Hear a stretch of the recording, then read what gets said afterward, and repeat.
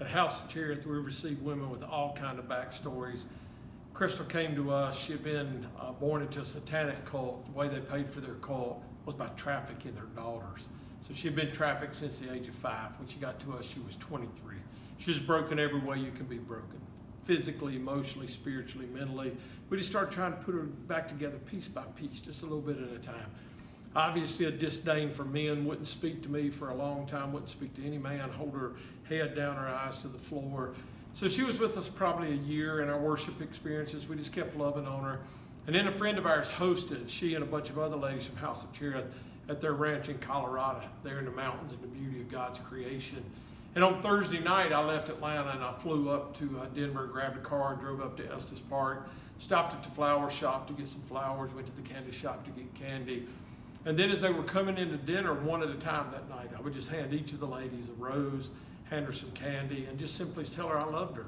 And then she'd be escorted to her table.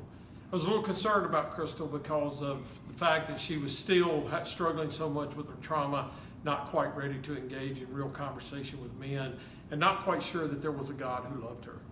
About 2/3 of the way through the ladies coming in, it was her turn, and the door opened, and she walked in. And I just held out the rose, and I held out some candy, and I just said, I love you. And when I did, she just ran and jumped into my arms, and she kissed me on the face, and she goes, I love you, Pastor Bruce. And we had to sort of peel her off and take her over to the table for dinner. Then afterwards, we were having share time. And Crystal said, let me tell you this. She said, about an hour before dinner, she said, I went over to this big tree behind the dining hall, and I just sat down. She said, I've been trying to process all these things you guys have been telling me about God, but I just wasn't quite sure if he was real yet. She said, sitting there, I just said, God, if you are real, I want to ask you for something. She said, I want a man to look at me and say, I love you, who doesn't want anything from me. And she said, and if you don't mind, I'd like for that man to remind me of Pastor Bruce. And she said, an hour later, a man looked at me and he said, I love you. And he didn't want anything from me. And he didn't just look like Pastor Bruce. He didn't just remind me of Pastor Bruce. It was Pastor Bruce. And now I know there is a God, and I know that he loves me.